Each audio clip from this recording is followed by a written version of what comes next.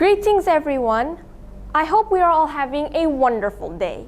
Now I am Michelle and I will be talking about how to change ourselves using our minds.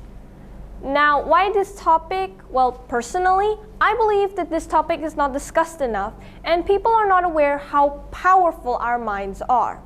I would like to take this opportunity to inform you of the ways we can change ourselves using our minds. Now, our brain and our mind are two different things. Our brain is an object we can see and we can touch it. However, our mind is mental. We can't see it, nor can we touch it. Our mind consists of many more minds. They are the conscious mind, the subconscious mind, and the dark mind. However, I will only be going into detail about the conscious and the subconscious mind. So first of all, the conscious mind is literally everything we are aware of. So what we hear, see, smell, feel, think, and decide to do. Those are all the work of the conscious mind. Now, our subconscious mind, however, always runs in the background. We're never aware of what it's doing, so sometimes it's called the unconscious mind. However, our subconscious mind plays a very significant role in how we act, how we react, our personalities, and our character building. How is it that our subconscious mind controls our character building? Well, that's because the subconscious mind is our memory bank. It remembers everything we have experienced, starting from the day you are born to the day you are dead. Now, our memory bank here, it also recognizes patterns. It sees what we do, what we say, and then it keeps us thinking and acting in that manner, consistent with what we have done or said in the past. Now, this results in us creating habits, and our subconscious mind makes it very difficult for us to break these habits. That doesn't mean that it's impossible to break habits. A way we can break our habits is to first train our brain in order to produce more positive behaviors. One way we can do this is by first recognizing roadblock. Now, let's take an example. You want to ace your exams. Now, think about what thoughts, habits, or what you're doing that might stop you from acing your exams.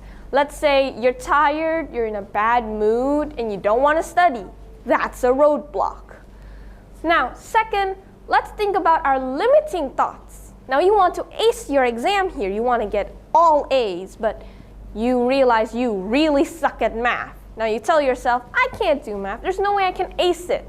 Now, you need to realize that that is a limiting thought. Now, we need to first recognize it, then accept it, embrace it. Don't deny it. You must accept it. Yeah, maybe you're not so good in math. But then you have to let go of that thought. Instead of denying it or always thinking, I'll never be able to do math, you need to let that thought go. You just need to practice. You can do math. Anyone can. So never think that you can't do something. Third, what we can do is set the expectation with our conscious mind. Now, how do we do that?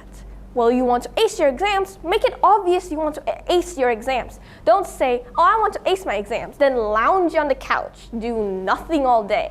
That won't help you. Instead, you say you want to ace your exams, and then you try to study.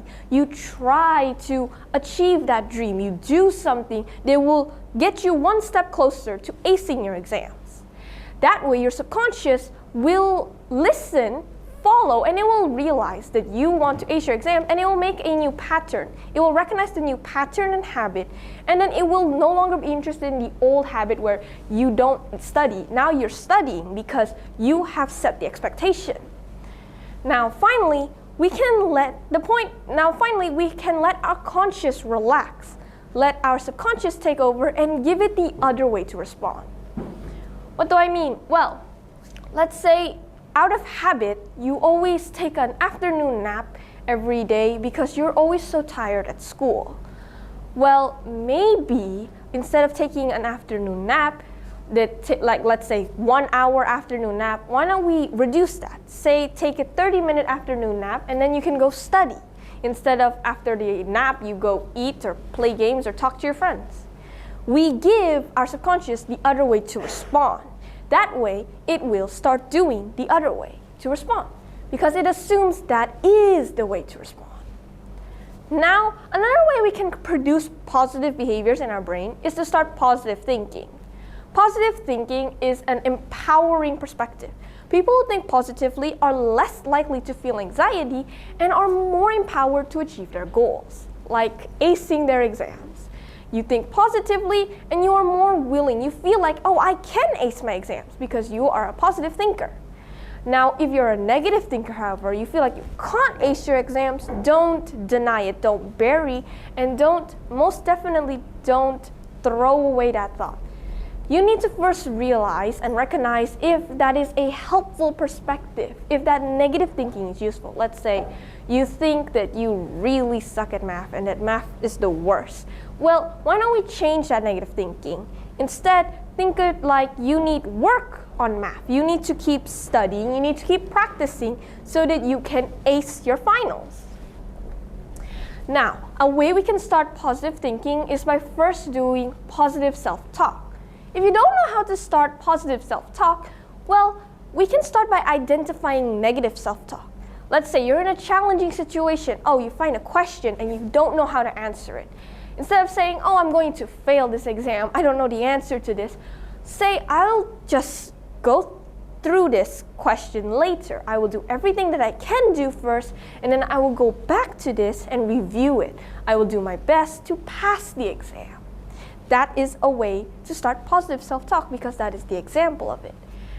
Now, our minds are things that we can change. As I have told you, we can change our minds. It doesn't have to stay as this one way. You don't have to stay as this person who never wants to study or who always feels like there's so much pressure on our shoulders.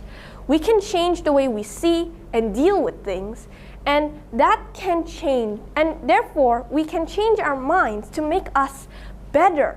We can be better. And I hope this information was useful and that more people can realize how important our minds are. Thank you for listening and see you later.